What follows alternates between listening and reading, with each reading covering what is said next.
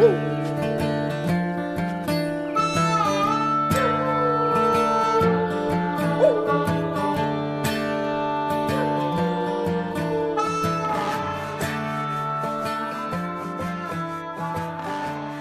everybody, welcome to episode 66 of the Go Get Outside podcast. This is your host, Jason Milligan. Welcome back, welcome aboard. On today's show, we will be doing something a little different than usual. We will be speaking with Brian Swanson and Bronic Beta, and they will be sharing with us one particular story, the infamous tale of the 2014 Swanson Slide Jump Trip Canyon Rescue and Solo. This story has taken on almost a legendary status among many Southern California canyoneers, and it begins when three friends enter one of Southern California's most beloved canyons and suffer one unfortunate mishap. But before we get to that story, I want to make one statement. We do joke around a lot during this episode and make a lot of jokes about the rescue personnel who come to their aid. And before we get to it, we do want to make sure everyone understands we do 100% appreciate the work those people selflessly did to rescue our friends. So with that, let's go hear about big jumps, broken ankles, and paper clothes.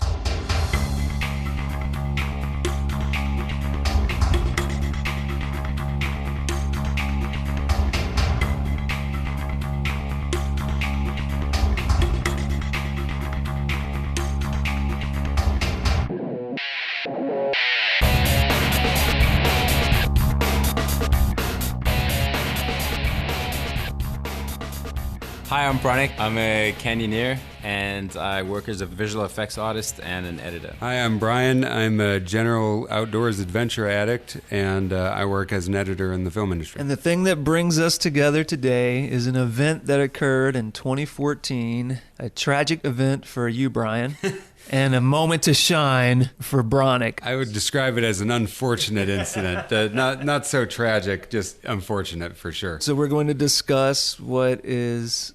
We should come up with a name for what we're going to refer to this event as. When my buddy asked me to write a blog post about it, I called it Accident on Lower Jump, but there's so many of those, it doesn't sound very distinctive. There are, man. So we could call it 2014 Accident on Lower Jump Swanson Style. The Swanson Slide is apparently what people have called it now. I like that. Yeah, we just call it the Swanson Slide. People listening don't know what the hell we're talking about yet.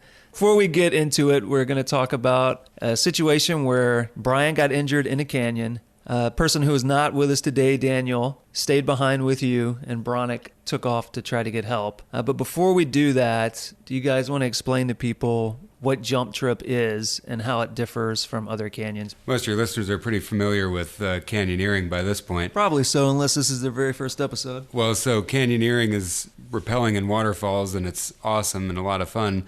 And what's unique about Lower Jump is all of the opportunities that you have to jump into these deep granite pools, which is spectacularly fun, but also dangerous. It's kind of known for lower leg injuries, broken ankles and sprains and stuff like that, and then occasionally injuries that are worse than that, because sometimes you can't see in the pools. You jump on something you didn't know was there, or you slip and fall because the granite's really slippery and there's algae and stuff like that. But it's spectacularly beautiful and has some incredible rappels and some fantastic jumps, like the entrance exam that Bronic did.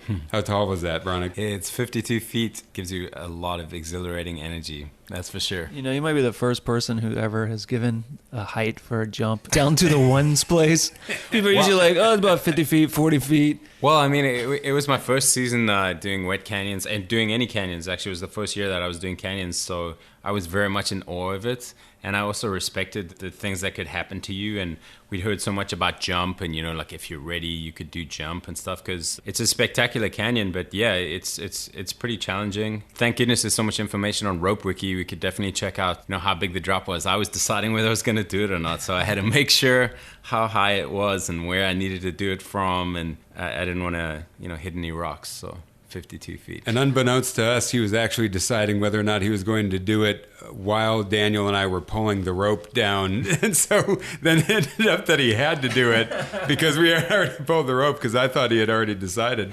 Let's set the stage for everybody. Let's tell them where this canyon's located, because it's not like, say, Rubio Canyon in LA where you can park in a neighborhood and hike behind somebody's house and then hike an hour into the woods and then do this canyon.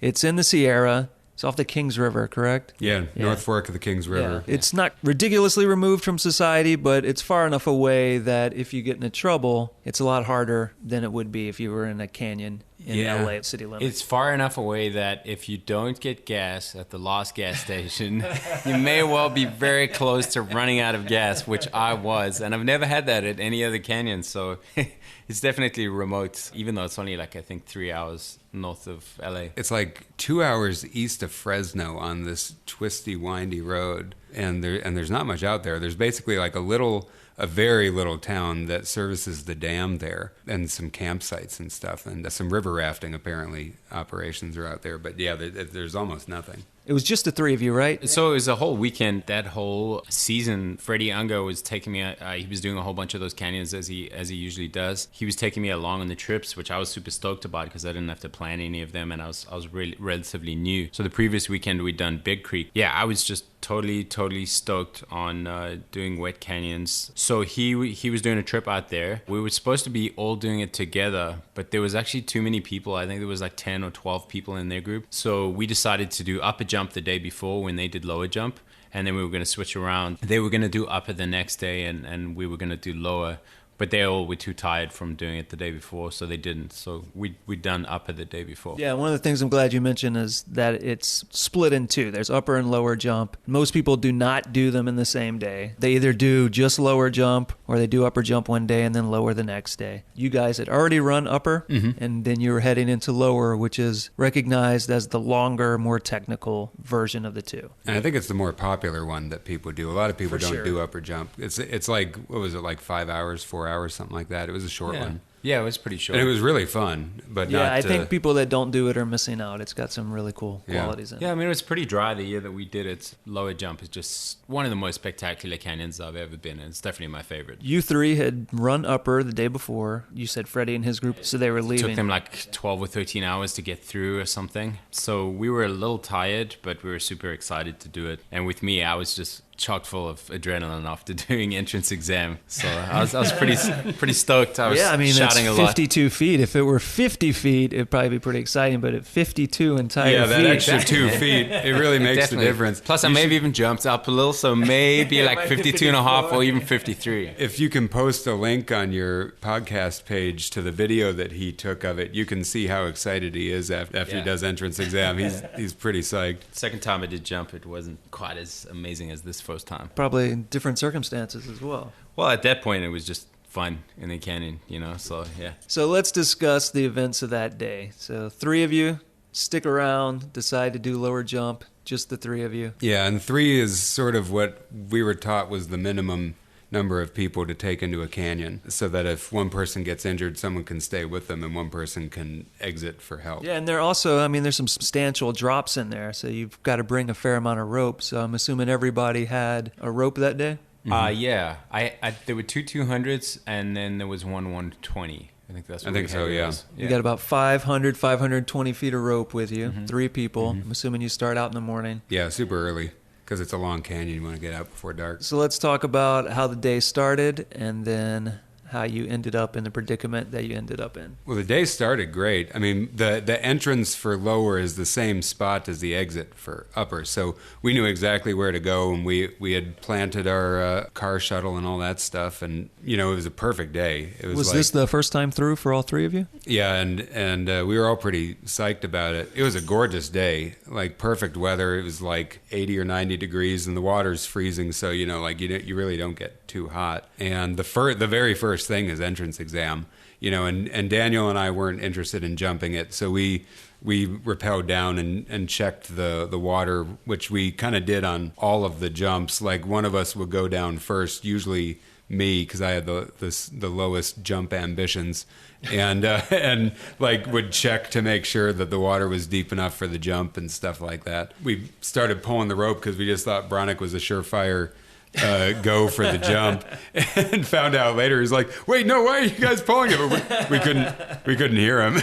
It's good. It's great. I'm super glad I did it. So that set the scene. I did entrance exam. I got a blast of adrenaline, and I was, we were hooting and hollering and just really having a lot of fun. Brian is definitely one of the more cautious canyoneers that I've been with. So like he said, he was always checking before we jumped and everything, but having a lot of fun. And yeah, we just carried on down the canyon, jumping or setting wraps. There were a few little slides that we did. We were generally like in full-on play mode, just really enjoying it. But again, like everyone was pretty careful. I was probably the craziest one out ever because I wanted to jump everything, especially after that. But everyone was checking, because there can be hidden branches and logs down below. One of the longer rappels that we did before we got to sliding to that pool. I remember watching the video and you were like pulling the rope. It was a little overcast at the beginning. I don't remember all the details leading up to the incident quite as well. And also like the upper jump kind of blurs together in my memory with the lower jump. Yeah.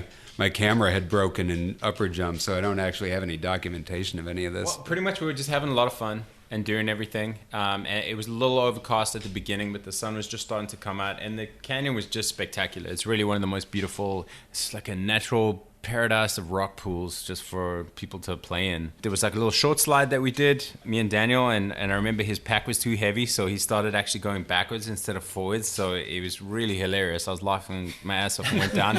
And then we got to the part with that little slide, which looks way smaller the second time I went to it, but it's kind of steep, nice and wet, and he was deciding whether he was going to just slide down it, so he slid down. How long do you think it was? My memory is that it was like 30 or 40 feet. It looks that long because I had that wide-angled lens on the GoPro, but it's less. It's probably like 15 or 20. That's it. It's probably it's probably only like 20, 15 or 20. Yeah. Okay. It's not that long. It's just kind of steep. It's weird. So Daniel went down, and there's this kind of lip that lifted him up, and he landed down. It looked like he kind of like he landed on his coccyx a little bit hard, but he laughed and had a great time doing it. Brian asked, is this a bad idea? There's what's great about this is that there's video evidence of that. Bronic has his GoPro running on his helmet. Daniel goes down. There's like a close-up of my face as I say, is this a bad idea? to Daniel. And we could, it was hard to hear him because of the flow of the water and the distance and stuff. But after having him repeat it a few times, he was like, no, it's fun. And the little lip that Bronic is talking about, it was like there was a knuckle it was this big granite slab with water pouring over it. And it was this knuckle like 2/3 of the way down that over years water had carved this smooth, I'll say ramp, but the top end of that ramp was pretty straight. So kind of like an indentation that then rises back up. It wasn't even an indentation. It was like you've got the smooth granite, and then there's this, and there's just a lip. Essentially a rock sticking out of it that over time water had carved a smooth ramp-like surface into. Okay. Like Bronic said, Daniel kind of side slid into it, and it bounced him up into the air, and then he landed on the remainder of the thing and slid into the water and seemed to be having a great time. And what was going through my head, aside from is this a bad idea, over the course of that weekend, we were, I would say, exceptionally cautious because of the reputation of lower jump being a lower leg injury playground. We were being very cautious, and I'm a typically very cautious person. But what was running through my head was, well, Daniel did it, and he was fine. Maybe I shouldn't be such a wet blanket all the time. Like, I should still have fun. I want to be as manly as everybody else is on the trip, and all that male ego stuff. I was like, okay, I'll just do it. And then Bronic and I did it together. He had the camera, so he was behind me. And that sounds sexy. It's like when you're kids and you're going on the water slide. It's like, the one kid goes and you go right behind him so you can watch him and see it. So yeah, I was right behind him. I think I still had my pack on as well. I think we both had our packs on. That's why we had a little bit of extra speed. Talk about being cautious. We had sent Daniel's pack down before any of us had gone down to see if the water did anything unexpected so that we could see where the water would take us. Because we could see that little knuckle, and I was a little bit concerned about it. But yeah, so I sat down, and then Bronic sat down behind me and a little bit offset to the left. We just went for it. I realized very quickly that it really was a bad idea because I was barreling down on this knuckle pretty quickly. I'm thinking to myself, I'm going to break my tailbone on this thing. I really didn't want to do that. I figured, I'll just cushion the blow with my legs, just reduce the speed a little bit so I don't hit it as hard. I mean, I was coming up on it so much faster than I was expecting to. I hit it, and if you could slow down what happened,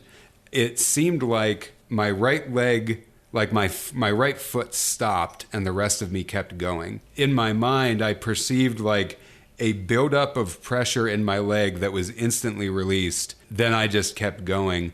But all of that happened in an instant. It was I hit the knuckle and my leg snapped like a twig. And I had never broken a bone before. It was instantly recognizable that that's what happened. I knew right away that I had really hurt myself pretty badly. And in the remainder of the slide down into the water, I was thinking, maybe it's okay. Maybe it's just a sprain. Maybe it's just a sprain. And I hit the water, and I had broken both bones in my ankle, both the tibia and the fibula. So there was no structure at all. And it was basically just kind of flopping around, held on by muscle tissue and skin and stuff. And so it was yeah, I definitely broke it. I unleashed a torrent of swear words. I mean, I'll admit that it hurt, but the swear words, it did not hurt as much as I would have expected breaking two bones simultaneously to hurt. Probably hurt a lot more later. Oh, yeah, and we can get into that later. I was just pissed. I was so pissed because That's definitely the emotion that I saw in your face first, that you were really pissed. We were 2 hours into a 10-hour canyon that was extremely inaccessible. Right, and you cannot turn around and go back the way you Oh, came. yeah. I knew that I had just royally screwed our group. I felt awful about that. As each second passed by, I thought of all of the trips I had scheduled that year that were now out. I wasn't going to be able to summit Whitney. I probably wasn't going to be able to summit Kilimanjaro that I had already paid for. And not to mention all the smaller trips that I'd planned with Freddie and Bronic and all sorts of other friends to do. And I was every time I thought of those, it was shit. Each time I thought of a new one, I was so pissed. And I remember Bronic was well, in the video, you can see Bronic take his helmet off to turn off the GoPro, and he turns it around to look at the camera. You see this look of, well, this date got a lot less fun real quick on his face. Because I watched the video again today. I think that shot was further on in my journey where I felt like I was going to die. It wasn't, it was we'd been talking about people breaking their ankles. We read that one, who was it? I can't remember, but she had to crawl out in certain areas and stuff. Just really some horror stories of people breaking their ankle and having to carry on and, be helped through the canyon. So it was definitely a shock. I'd never had anything like that happen. Yeah, me neither. I remember I told Daniel and Bronic I broke my ankle, expletive deleted. I remember, I think it was Bronic said, "Are you sure?" And I'm holding it up, and you're kind of used to your foot being in a certain position in relation to the rest of your leg, and it was 70 degrees off of that. And I was yeah, I'm pretty sure. I swim over to the shore, and as I'm swimming, the water's just kind of tossing my foot all over the place, which hurt like hell. We didn't mention one thing, right? So you said Bronic was sliding behind you just a little off to the side. I wasn't even off that much to the side. I think the thing that got Brian was he hesitated. And it's kind of when you hesitate in a situation like that, when you hesitate in a fight, an MMA fight or something, it's you're going to get taken out. It's like that little split second where your mind's hey, I think you shouldn't be doing this. So you kind of put your foot down to brake, and that lip had I think it has a little triangle in it, so it's not totally smooth. There's a little area where your foot just got perfectly caught. That's your body's going to carry on going. It's nope, we're still going. So, but what kept you two from colliding with each other? If he slowed down by the impact with the rock, he didn't. Yeah, I really wasn't slowed down that much. It was carried on going. There was no stopping. Yeah, his ankle was oh, I guess we're no. Yeah, he was just In the video, you can hardly even tell that anything happened. Could you tell right behind him? No, No. I couldn't So you didn't see. know till you surfaced. He didn't even like. It looked like he just carried on going. Honestly, that's how quick the break was. Yeah, if you watch the video, I jerk a little bit to the left, but that's about all that happens, really. I didn't even get a little bit closer to him. That's all. So Brian hits the water, Bronic hits the water, and until you both surface, Bronic, you have no idea I'm that still in anything's woohoo happened to mode. him. I'm still like, yeah. I mean, aside from the break, it was a pretty fun slide. People since then have gone down and done what they call Swanson slide. But someone told me, they were like, okay, now Brian put his feet out on this, so make sure you don't put your feet out. I'm like, no, that's the wrong lesson to get from this. Because I'm worried someone's going to break their back on this thing at some point. Fortunately, nobody's done it. Last year, it was in a different area. Someone broke their, what is your thigh bone called? The femur? Someone broke their femur. Oh my gosh. I know. And I think they were just slipping and fell like off or something like that. It wasn't even from a jump. Wow. So, I mean, that it takes casualties. So you both hit the water, you both surface, Bronic's hooting and hollering, you let them all know that you have a broken ankle, and then everything changes. Yeah, so then it takes a second to kind of get your wits about you. And I swam over to the shore, and these guys helped me out. Got over to a place where I could lay down and elevate my ankle. I remember the conversation was, are we going to splint it? Are we going to have to carry him out? None of us had really taken a serious enough first aid course where we actually knew how to do any of that splinting or anything like that, which was a mistake that I corrected later. I mean, you had plenty of downtime to take a woofer class or something. It's true. And I just knew right away. I mean, it wasn't like I'd broken my fibula or something and I could still put weight on it with pain. It was like there was no structure to it. If they tried to help me out of the canyon, what would be 8 hours if we were all fully capable, I just knew it was going to put everybody else at risk and put me at risk too. It was a lot quicker than that. I'm going to be totally honest with you. I was still like high and drunk on adrenaline, and like I was still in that vibe, and I like, just wanted to go and carry on. But things were surreal. Things were really serious now. So I was like, whoa, what are we going to do? So I was like, can you carry on? I was like, we can help you, we can, like, we're already going this way. Let's just keep. And there was an immediate like, no. Brian that was like, no, I can't move. I can't do anything. Yeah, knowing what was ahead of you at that point, I can't imagine how they would have gotten you through that section without doing further damage. Oh, the boulder field as well? Oh, my goodness. That would have been the worst. Even just taking my pain out of it, the rocks are so slippery and the terrain is so challenging. Daniel and Bronic are discussing some logistics, and I'm like, no, you guys aren't carrying me out. And I dig into my backpack and I was pull like, out, so what if the two of us go?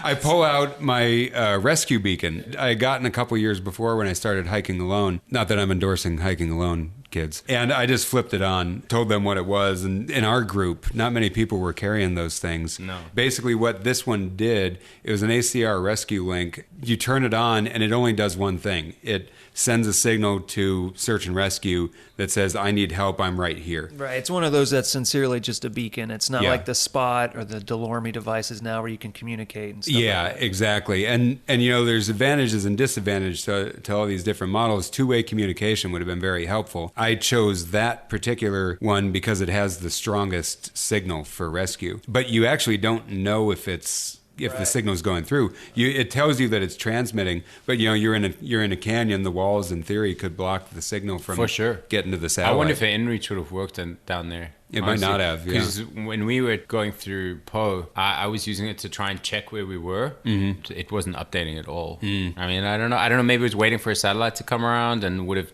taken longer, but yeah, I'm glad you had that thing. Yeah, I am so glad I had that thing. It took us about 10 or 15 minutes to get all the logistics figured out because we had to work through, okay, it's not good to do a canyon with one person. Do we send one person out or do we send two people out and leave me alone? That's not a great idea because it was hard for me to move around. And it's too bad you guys didn't have one more person. Yeah, exactly. Well, and now my view of the minimum number of people to run a canyon is 4 because then you can send 2 people out and leave one person behind with which is also the patient. Best number of people to run a canyon with. I completely agree. I never want to go with groups bigger than that because you can just leapfrog the next person.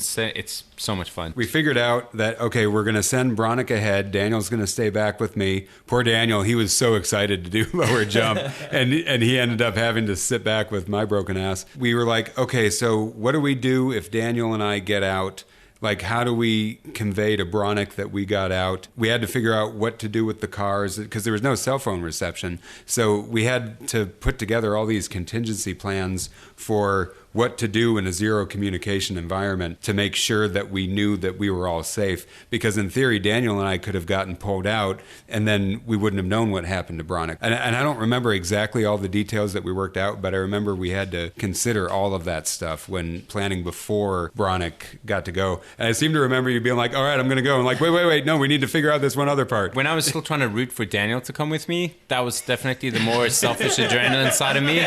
And then when he wasn't coming with me, suddenly it was like, wow, I have to solo the hardest canyon I've ever done. And I've never soloed anything. So suddenly it was a little bit more like, okay, this is kind of intimidating a little bit more than the excitement. I don't remember exactly what we decided to do then. You said maybe we should have a ranger waiting for me at the bottom or something like that. It was more around whether the spot worked or not. Okay, if the spot works, they should send rescue to you. And they should start the rescue process even before I'm out of the canyon. Mm-hmm. If I get out and I'm going to go to the first people I can and try and contact the ranger station, dial 911 actually, and just find out if anyone's been notified.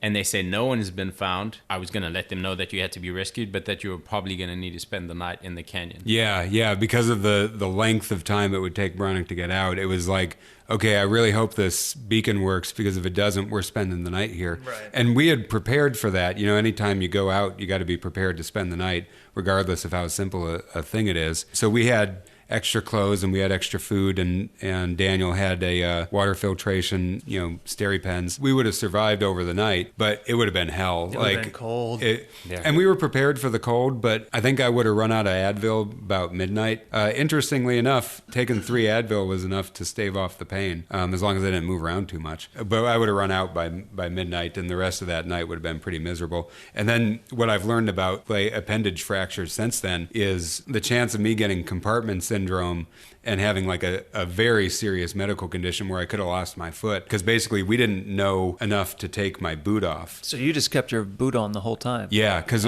our concern was if we had to pull ourselves out, I would want the boot on for support. Because you're not going to get it back on once it comes off. Yeah, exactly. But that's the exact wrong thing that you need to take the boot off and you need to cut the wetsuit off and stuff like that. Otherwise, you can get this thing called compartment syndrome, which you can actually get without any sort of clothing on there, but it's a lot worse. A lot greater chance of it. And, then I could have lost my foot. Who knows if that would have happened, but thank God the beacon worked. Yeah, to clarify the situation for anybody listening that doesn't quite understand the predicament of why the decision was send Bronic and you two stay behind is, like you said, this beacon sends out a signal, but you have no way of knowing if it has been received and if it has been acted upon. So your fail-safe is send Bronic ahead, and he will get help if no one knows you guys need help. The other contingency was if both the beacon failed and something happened to Bronic such that he couldn't get out. I had given my parents a very detailed trip plan. I told them that because it's such a long canyon, there was a chance that we would have spent the night. We would have had to bivvy even if nothing was wrong, like we just got delayed. And so the ultimate thing was my parents would have called search and rescue by I think noon the next day was when they were going to call. Yeah, I'm glad you brought that up because I think that's a thing that I could be better about and probably all of us, which is always make sure you tell somebody exactly where you're going, write it down preferably, and then give them a realistic time to be worried. Don't make the mistake of saying, we should be done by 5 and then have them call at 5. Have them call after a large enough time period has passed that they're pretty sure something has happened. Yeah, and you want to give them, all the relevant information. Who's on the trip, right. The car information, make, model, license plate of the cars that are going to be parked there, when you're going, when you're supposed to be back, and not just say Lower Jump Canyon because search and rescue might not know, although probably by now they know Lower Jump Canyon. Every season they have to rescue people. I just want to point out, as much as we were saying that Bronic was going to look like a hero and you were going to look like a chump chump during this one. Part of the reason everything Wait, I works didn't out. know I was going to look like a chump. Is that what people are saying? But part of the reason everything turned out okay in the end is you properly prepared the way you're supposed to, that rarely anyone does. You're carrying a beacon, and you left detailed information with people to help you should they need Plus, to. in the situation, I mean, that was definitely the best thing to do. I mean, it was definitely the best thing for Daniel to stay with him, because he ended up really needing it, because he needed more water. He needed to be moved. He needed to have like a wet t-shirt put on him because he was overheating, because suddenly the sun was shining. And there was no overcastness. And yeah, I mean, all I needed to do was be able to rappel and pull ropes, go ahead, and just be really cautious as well at the same time. Right, and not get caught up in hydraulics that you can't escape from, or get a rope stuck somewhere you couldn't retrieve it. Everything that could go wrong went wrong for me, and well, that's not true, because I'm still here, but things that had never gone wrong for me before went wrong, and I think it was a bit of being tired, and it was a bit of also just being stressed out and shocked about the situation. Didn't you get stuck in one point? Oh man, yeah.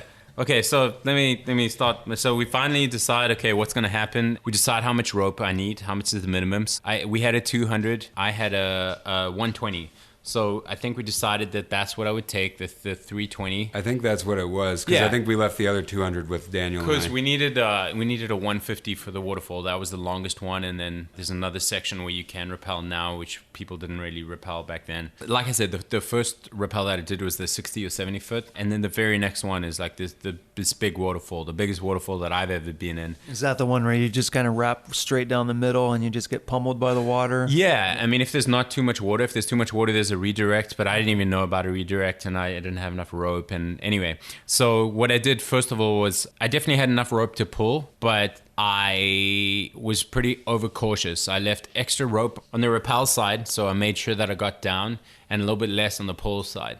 So everything went okay. I did the wrap. I kind of was really cautious, so I kind of slid down on my butt a lot of the way because I didn't want anything to go wrong. It was just me. There's no contingency or anything. So I go down, and yeah, I really got pounded in the head by that waterfall, which is cool and something I've never experienced. And then when I got down, the pull side was really short. It was so short that I was still in the bottom of the waterfall having to do the pull. I started doing the pull, and it was moving, which was really cool, but it was exhausting because, I mean, you were doing a pull in the waterfall before that, and you were like, wow, it's really tiring. And so you're trying to tread water and you're trying to pull, and it's a long pull. Anyway, we're not wearing life jackets, just so you know. No. I mean, the pull, if you have enough length, it's really easy. You go up and out and onto a rock and just pull from there, and it's great. But yeah, I was right in the waterfall pulling. So I pulled that. That was kind of exhausting and definitely a little stressful to me because it's also like, okay, you're going by yourself now and 150-foot waterfall. Don't fuck up.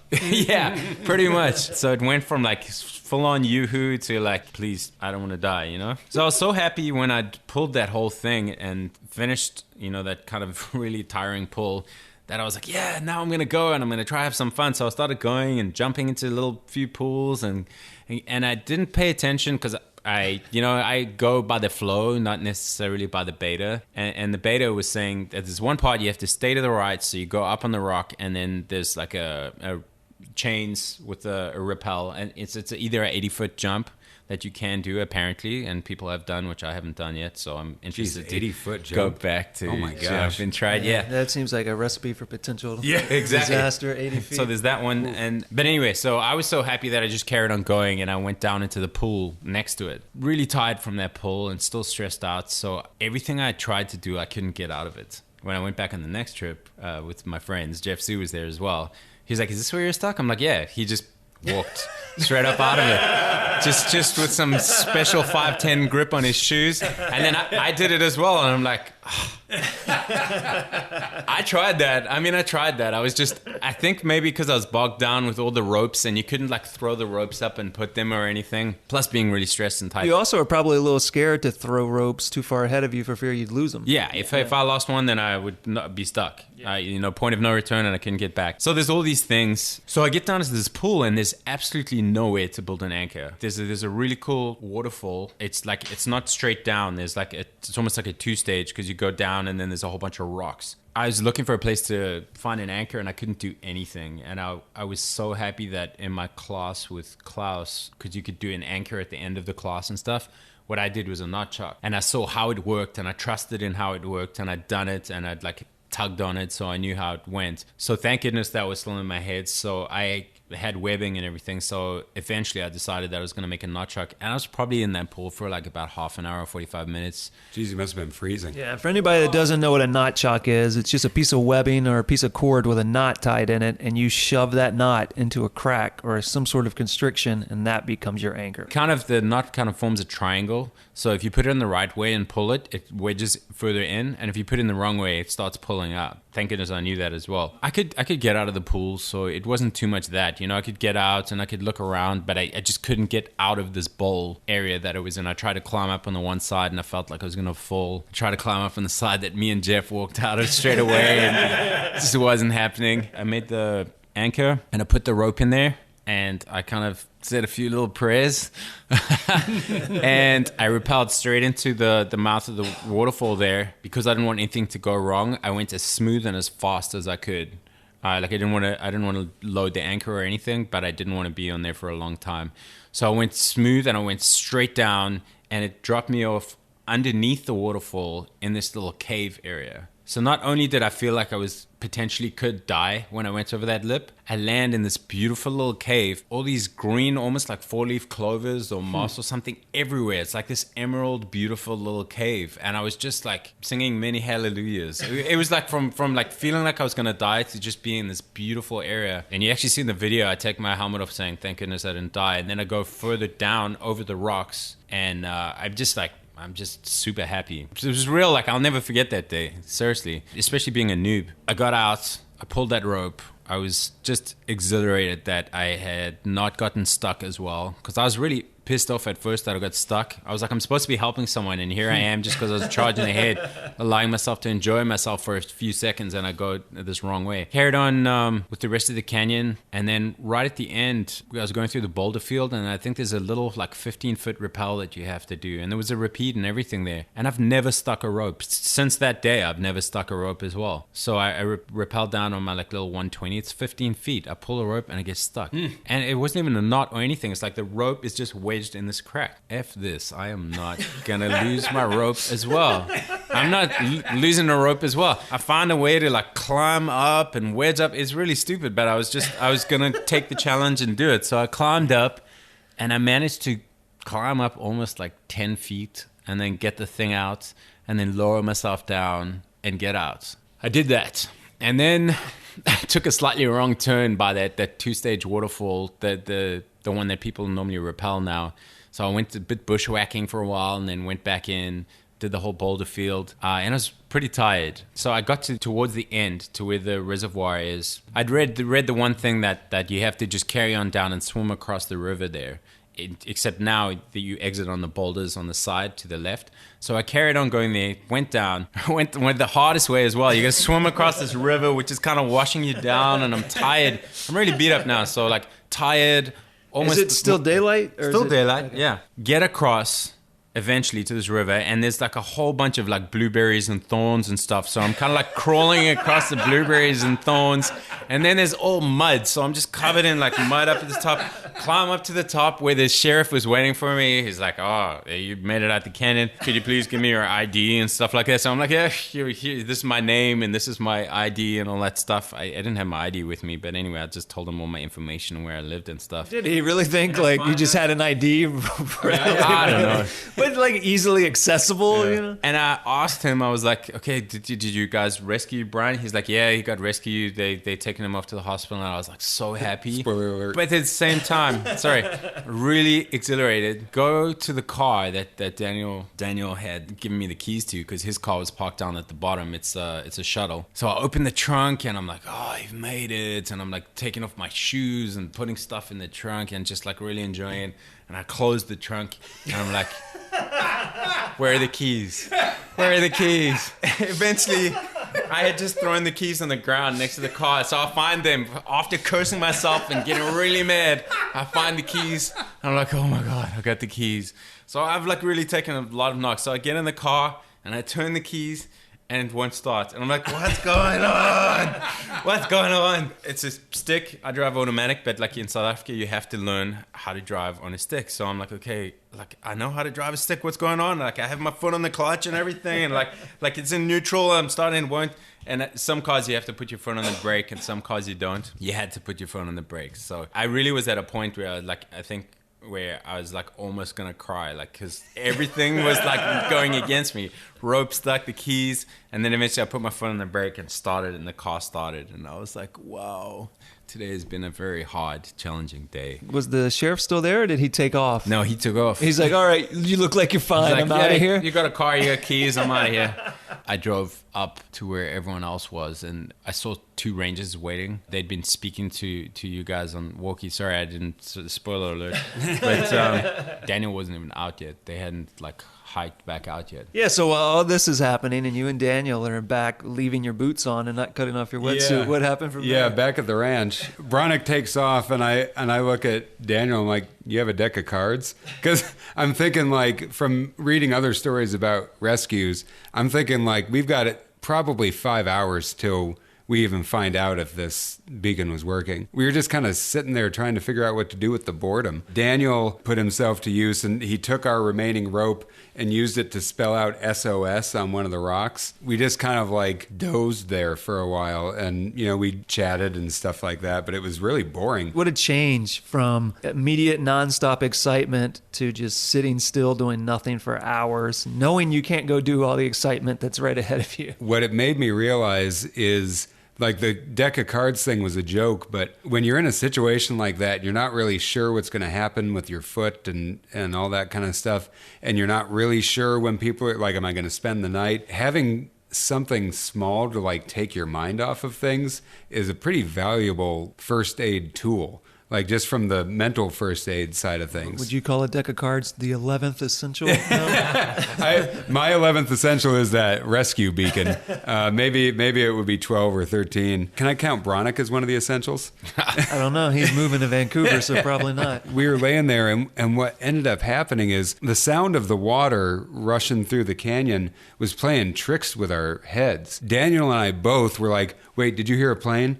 Wait, did you hear a helicopter? Oh, right. Yeah, For like 3 hours, we would lay down and be like, wait, is that it? Is that it? No, that's the water. The whole time I'm trying to like dial down my expectations. It's like, okay, maybe we'll see someone in 5 hours, but we might have to spend the night. It's okay. I'll be okay if we have to spend the night. Just so that like if nobody showed up, I wouldn't be like crushed, Were you both still in your wetsuits? So at a certain point, he took off his wetsuit and I took off mine as much as I could. Probably just your top, really. Yeah, just the top. And did you take it off, or did Daniel take it off? Look, some things stay in Jump Canyon, all right? You don't know. You weren't there. You weren't faced with the reality of how sexy Daniel is when he takes off his wetsuit. We could have died, okay? We could have died. I just wanted one moment of pleasure before I died, okay? Hey, he's not here to defend himself. Or deny. Yeah. It was his idea. We were trying to stay cool, and he got to like filtering water. It got pretty hot at one point. We're just laying out on these rocks. He like took my shirt and dunked it in the water so that I could cool off. There's all like the primary first aid stuff that you're taught about. And then there's all this other stuff that's like, what do you do for those hours until you're rescued? To make sure that, yes, I've got a broken ankle, but also we need to make sure that we're both hydrated, we're both still fed, we both keep each other from getting heat stroke, that kind of thing. Just like regular scene management stuff, trying not to compound the problems. It was about 3 hours after we flipped the beacon. I think I was starting to fall asleep. I think Daniel had already fallen asleep at that point. We heard something that was definitely different than all of the other tricks that the water was playing with our ears. At first, I didn't want to get up because there had been so many times when I had like bolted upright thinking that I had heard something. And I was like, no, that's not it. Wait, that sounds different. Something about that is different. Anything different is good. to quote Bill Murray. Finally, I was like, I bolted upright and Daniel bolted upright at the same time. And we both look at each other and we're like, helicopter, like simultaneously. And then right after that, this sheriff's helicopter flies out from around a cliff. I remember Daniel and I both like cheered. And it was like, a lot quicker than I thought it was going to be. And just the fact like, oh, thank God, whatever happens after this, at least we know that the beacon worked. At least we know that they found us. I like to imagine that at this same moment, this is when Bronic was stuck in that bowl, struggling to get out. I probably was. Honestly, I thought I heard a helicopter a few times. I wasn't sure, but I was like, awesome. So they're rescuing them, and then I'm stuck here, and now I need to be rescued. A lot of help I am, man. I was cursing myself a lot. It's just you and the rock and the water. That's all. Nothing else. Well, who's going to sort it out? Only you. Only you can sort it out right now. So, amazing day, man. Yeah, a lot of facing reality. It was cool. And I remember as soon as I saw the helicopter after like the exuberance pass, I was like, oh man, should we have not sent Bronic? Meanwhile, Bronic is cursing my name down canyon. But like, I mean, given the information we had at the time, we made the right decision. Sure. The helicopter started speaking to us over the loudspeaker and they said, do you need assistance? Daniel and I both put our arms up in the Y shape because that means yes. Incidentally, like waving your hands around, it means don't land here. But maybe not in all helicopter speak. Yeah, you never know. There's a different dialect of helicopter Maybe speak. This guy was sick that day in helicopter school. And then like they kept asking us if we were okay, and we're like, what the hell? And we started like shouting at them like, yes, we need help. I mean, of course they couldn't hear us. And then like we were flashing them with the compass mirror, pointing at the very obvious SOS that Daniel had written on the rock with the rope. And then they kept talking to us through the loudspeaker, and they were asking us different questions, but we couldn't understand. What does sauce mean? Do you need help? With the water rushing and the sound of the helicopter rotors and everything, we couldn't understand what they were saying. The helicopter circled us for like 45 minutes. And in that time, I was looking at it and I'm like, this helicopter's not getting us out of here. Because it was one of those like very small sheriff's helicopters that doesn't have a tail rotor, you know. We could see that there was like no obvious winch system or anything. And there was no place for the helicopter to land. So we're like, oh, this one's not getting me out. And that made me a little bit concerned, but it was like, at least they know we're here. Like, these guys are good. They'll figure it out. And then the helicopter left. All right, you guys look good. Yeah. See you later. Oh, there's a guy stuck in a bowl up ahead. We're going to go help him out. We'll write you a ticket for that rock graffiti later. Then we're like, well, okay, it probably has to like go back and refuel or something. At least we're pretty sure they know that we need help. And so we just kind of hang out and like wait for the next step to happen. 30 minutes, maybe an hour later, this park ranger just walks up to us. What the hell? It's so remote. And there's like, granite walls on each side of you. And this dude is not wearing a wetsuit. He doesn't have a climbing harness. He doesn't have a rope. It's like normal dressed park ranger. I'm picturing a guy in a business suit with a briefcase. Yeah. Like normal dressed park ranger with like a backpack that you would give your kid to go to school in. You know? And we're like, how the hell did this guy get down here? He walks up to us. I forget what his first question was. Probably like, do you guys need help or something like that? We're like, how the hell did you get here? He's like, oh, I walked down the canyon wall. And the canyon wall was crazy steep, insanely steep. And he was like, yeah, I almost didn't make it a couple of times. It turns out when that helicopter was circling, what had happened was when they got the rescue signal, they called him up and they were like, hey, John, we got this rescue signal. It looks like it's just 50 feet off of the road. Will you go check it out? And so he drives up to the road and looks, and 50 feet off of the road is also 860 feet down. And he's like, oh yeah, I'm not gonna be able to get to these guys. He got sick of waiting around and he just decided to hike down. Meanwhile, like the helicopter comes in a little later and is circling overhead and they're talking to him on the radio. And he's like, am I gonna make it? And they're like, no. But he just kept going. So he gets down to us, and thank God he got there because he had a radio so he could communicate and he could tell them that like I wasn't dying, I just had a broken ankle and I was stable, but we did need assistance to get out and all that kind of stuff. The other thing that was extremely valuable... Did he take off your boot? He did not take off my boot, but he didn't do anything with my ankle at all. One of the things that he was able to do, because he had a radio, which was incredibly valuable to me, is at some point while we were waiting for people to show up, the thought crossed my mind, my parents and my best friend Phil, they are listed as emergency contacts on the paperwork that my beacon has filed with the FCC. I'm thinking like 3 hours ago, they got a notice that my beacon was tripped, which has never happened before. They had no idea why. For all they knew, I was dead. Maybe it had nothing to do with me. Maybe it was an accident. They really had no clue. Oh my gosh, they must be so horribly worried. And so once Ranger John showed up,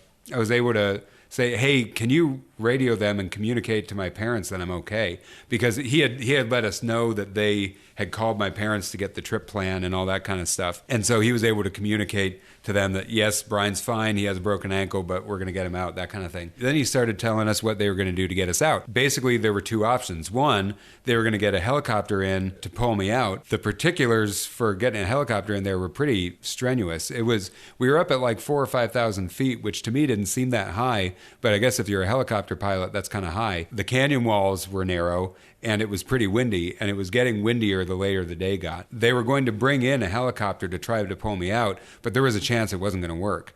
And if it didn't work, they were going to have to haul me up the side of the canyon. The ranger was not afraid to tell me that would be an excruciating process for me.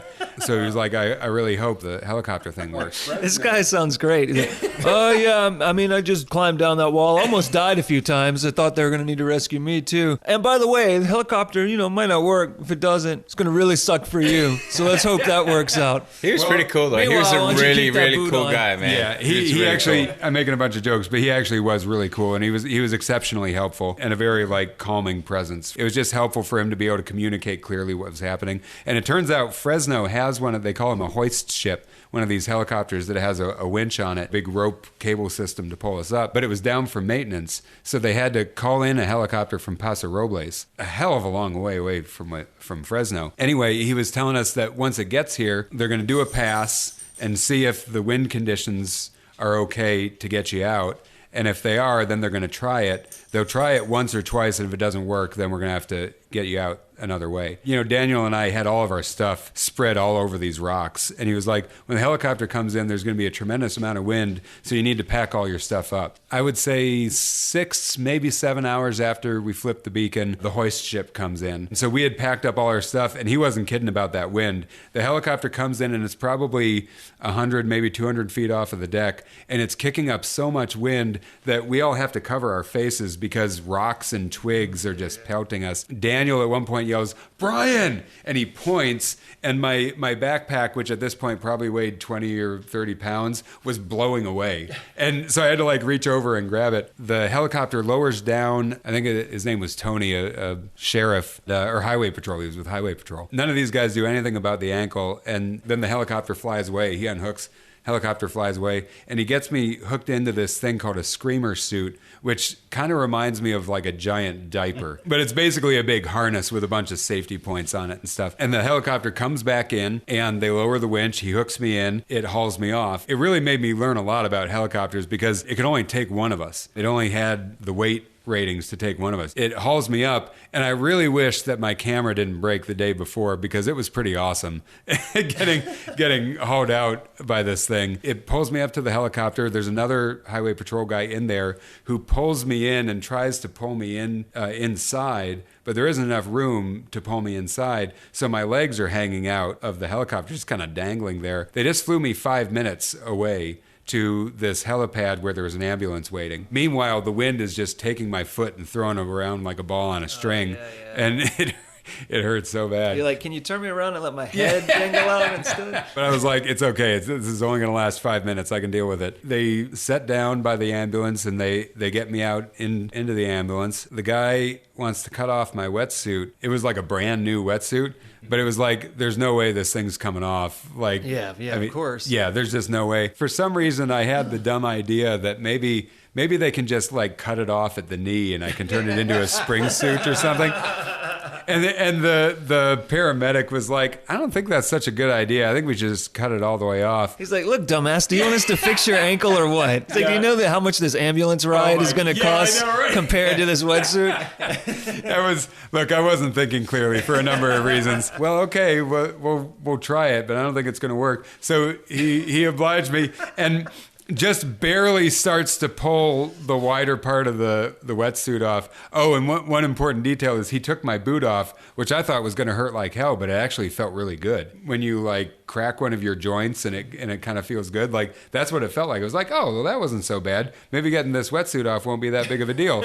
And he had just barely started to pull the wetsuit over my foot, and it was what Aaron Ralston described as a recalibrating pain. Like, I had never felt pain that bad in my entire life. And I was instantly screaming. Totally worth it to keep that wetsuit on. I still have the wetsuit, actually. Instantly, I went from being in a generally good mood to being like, cut it off, cut it off, cut it off. And he was like, okay, hold on, man. It's going to take a second. I'm like, okay. And I'm just like gritting my teeth.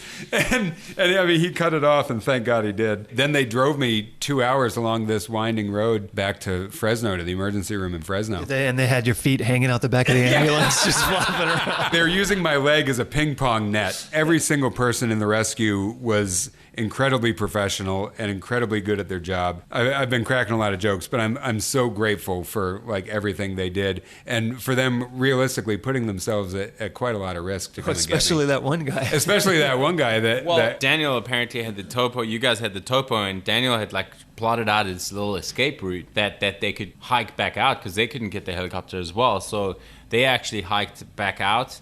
And he needed to use some rope technique in a few places, so he was teaching the ranger. He was like, "Hey, this is how you up climb on a rope and all these things." I had driven up, which is quite a ride, up to where the other rangers were, and was waiting there. And I was there for a good while before they came out. But yeah, they came out. I think their climb up was about as hard as me climbing out. So it was crazy. Yeah, it was crazy. And then I was in the emergency room until probably. What time did you get there? Because Bronic had to go back to the campsite and pack up all my stuff. That's all. Oh, yes, I had to pack all your shit. He's like, Daniel told me that. Yeah, Daniel was like, hey, yeah, thanks. So I'm going to go back to San Francisco, but I'll drive you to your car, and then can you please pack all of Brian's shit up, all of his tent and everything, and then just go meet him in Fresno, which I had no problem doing that. But this was at the end of the day with getting stuck in the pool, getting the rope stuck, losing the keys, and then finding the keys, and then not starting the car, and then getting up. You might have actually had a worse day than I did. Go back to the campsite. You definitely didn't have a worse next few months. Pack all of my stuff, pack all of Brian's stuff,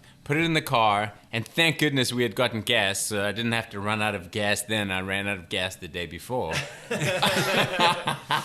And then drive to Fresno and try to find a place that had food. How did you even know which hospital to go to? Did they tell you? So when I got down, just to clarify, when I got down to the bottom, was a sheriff at the bottom, and he didn't ask me for identification. He asked me for my name and my phone number and my address and those kind of things. And then he was like, okay, you got your keys, cool, thanks. But the rangers told me where you were. And I also actually, when I got cell phone signal, I think your mom called me and she told me where you were, and then I went and got you. Did we get food that night? We got food. Bronic picked me up at like midnight, and we were both so hungry. Yeah, because I got there and they let you out, right? Yeah, I wasn't waiting. I waited for you maybe like 10 or 20 minutes or something. Yeah, they just set it and put you in a cast? Yeah, no surgery or anything necessary? Yeah, well, because it took so long to get me out of the canyon, it had swelled up so much. Like, when they took the boot off, there was like an orange in my ankle. Like, that's what it looked like. And so the swelling was too bad for them to do surgery. They didn't know that was going to be the case,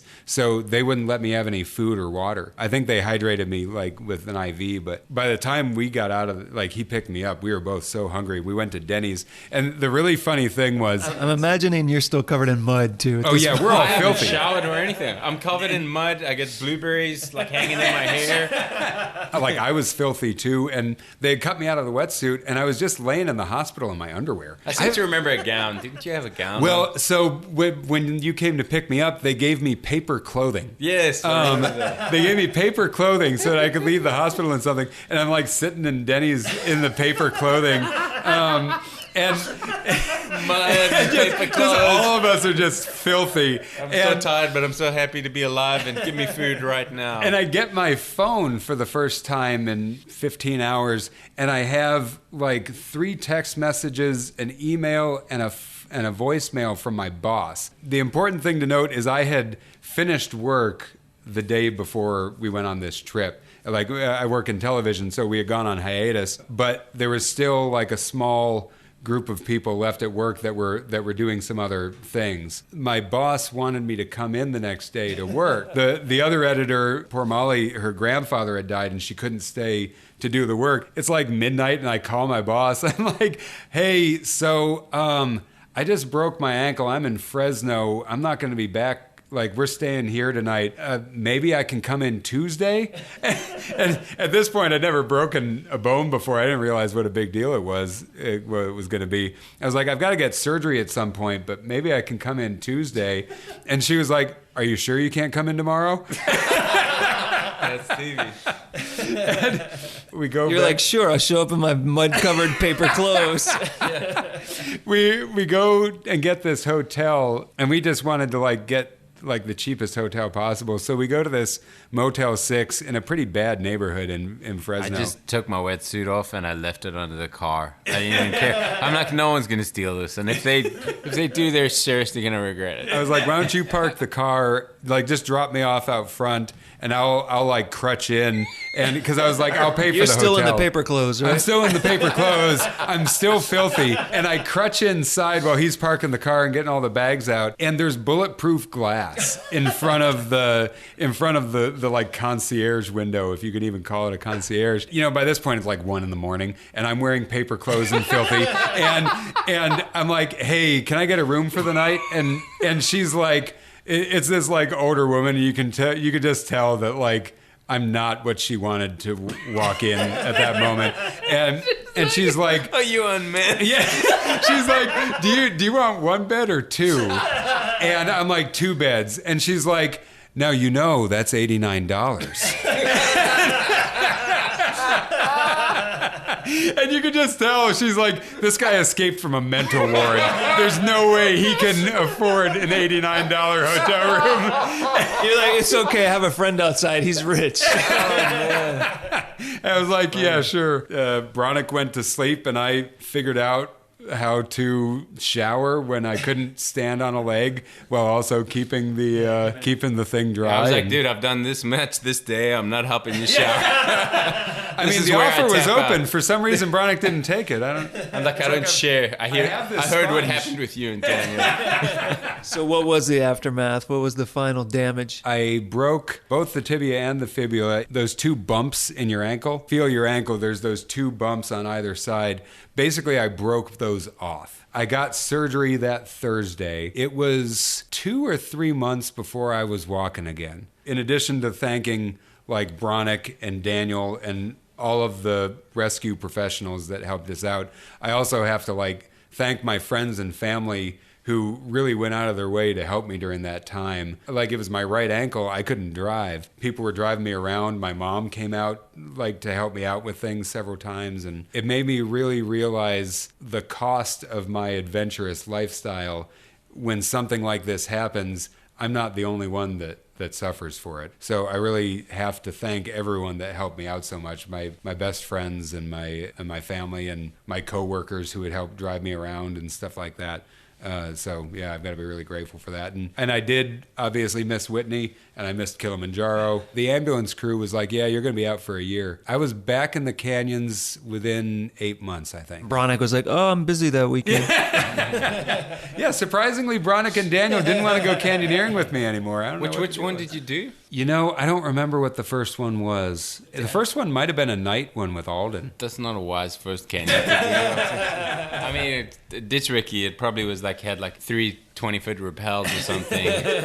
I got back into hiking and got back into canyoneering, and I'm still totally into the adventurous lifestyle. Probably like a year and a month after the break, when I was taking my wilderness first responder course, on one of our off days, several of the students went to this place on a river and were jumping off of a cliff, and I couldn't do it. I couldn't do it. Man, I've got a trip ahead of this. There's so many things I want to do. Honestly, it wasn't even that high of a jump. It was like maybe 30 feet. And it's just like my brain wasn't interested in it. Over time, I'll get more accustomed to that sort of thing. But so you haven't done Whitney and Kilimanjaro? No. Since. Would you do things like that again? Or I would totally do Whitney and Kilimanjaro. I'm very interested in canyoneering still. I don't think I'm ever going to do jump again. Not really because of the ankle break, because I remember when we were doing upper jump, there were several moments where everything went fine, but I know that if I had been a foot to one side, it wouldn't have been fine. I remember there was like one place where there was nothing to build an anchor from, so it was like a mandatory jump, and it wasn't that high, but you remember there was that place where it was like super slippery, like the cliff edge that we had to jump off I of know exactly what was incredibly like 10 slippery. 10 or 15 feet. Yeah, 10 or 15 feet below the cliff edge, there was like a protruding rock or something. So you basically had to slide down this slippery rock and then jump so that you wouldn't hit the protruding rock below. I just remember thinking, like, there are so many times in this canyon where everything went fine, but it would have been so easy for it to go wrong. I can't recall any other canyon where I felt like there were so many points where I was out of control of my own safety. I think you're definitely just psyching yourself out a little bit because of the incredible experience that you went through. For sure. Because, I mean, I went back and did it, and I definitely took some time to meditate before I did it, because it was incredibly character building, but it was kind of traumatic for all of us, most of all for you, I'm pretty sure. But doing it, I mean, I just had so much fun, and it was a very different experience, and it's an incredibly beautiful canyon, so I don't think you should let... Another thing, you are really cautious, and you always have been, and I learned a lot from you from that experience as well. Not only just the obvious things, but you were like, no, someone has to stay, someone needs to go. Like, although you say you didn't have your woofer then, you had a lot of knowledge on the situation already, which was very valuable and like helped us make all the right decisions. I appreciate that. You should go back someday, man. It's really beautiful. I am an adventure junkie, but I'm not an adrenaline junkie. And so I'm very interested in doing adventurous things in a way where I can at least maintain the illusion of being in control, but it is an illusion. So what's the final takeaway for you guys from this experience? You've had a few years to reflect back on it at this point. My takeaway is get a rescue beacon. For everybody who doesn't have one, get one. They're expensive, but they are worth their weight in gold when you need it, which hopefully you'll never need. The other thing is bite the bullet and take a wilderness first responder course. Because if you're doing the kind of adventurous outdoors things that we're doing in remote areas, the reality that you will need to either help yourself, one of your friends, or someone that you don't even know who you just happen to come upon on the trail is decent. When you get into that situation, you want to know what to do. We were very fortunate that what happened to me was ultimately a fairly minor thing in the scope of outdoors accidents. You know, if it was a more serious problem, we were not equipped to handle a more serious medical situation than that. I think it's incredibly important to get that kind of training. It takes a long time and it's expensive. It's like a 9-day class, but it is well worth it. My one, honestly, is probably that hesitation at times could be fatal, especially in action. If you're going through an action, you don't want to hesitate because, it can cause big problems. Yeah, I got a beacon straight after that. I mean, I didn't get a beacon. I got the InReach Explorer so that I could actually text back and forth if I had to, so we could give that information. So that definitely taught me. And then, wow, it's just a day that I'll never forget. You know, it's one of those real face yourself days for sure. I mean, I'd never soloed before, and I haven't soloed since, and it's really just like it's just you and nature. And nature is really harsh and consistent. It just is what it is. And you can rant and scream and do whatever you want. It's not going to change. It's just get on with it, you know. It's like, and it's great to share the paper clothes and all those type of things again. So before we finish up, do either of you guys want to share any place online where people can go look at photos, check out anything? I know you have a write-up, Brian, of this that we can share. I tell you, I'll have to send you a link to the write-up. Yeah, and there's a YouTube video that I made of the experience. I just edited together upper and lower. You can kind of see in lower just before, so the music's going and going and going, and then it breaks, and there's an opening, and you can see this big jump, and you see me do the 52-foot jump, and when I do that, that's the beginning of our second day. That's the beginning of lower, it's kind of interesting. You can watch the whole thing. It's a good video. Yeah. You may be disappointed in seeing how little of the actual ankle break you can see, but It's great. it's a spectacular video. Yeah, you guys had other stuff to do than spend time taking video of your ankle. It's true. So before we wrap it up, any final words you guys want to leave people with, or any piece of advice or anything like that? I would just say be prepared. Enjoy canyoneering, and definitely make sure that someone has a beacon or an inReach. Especially if you go into more remote areas or areas that you can't, there's no escape. And in jump, in the area that we were in, there is no escape. I mean, there obviously is, because Daniel and them hiked out, but not without topo and not without, risking your life. That's it. With that, everybody, be prepared, stay safe. Thanks for letting us come talk in your house before you move away to Vancouver and with a quick stop in Bali. Yeah, sure thing, man. Thanks for having us. It was really fun to revisit everything and remember things that I'd forgotten. It was a very powerful experience, so thank you for sharing. Thanks.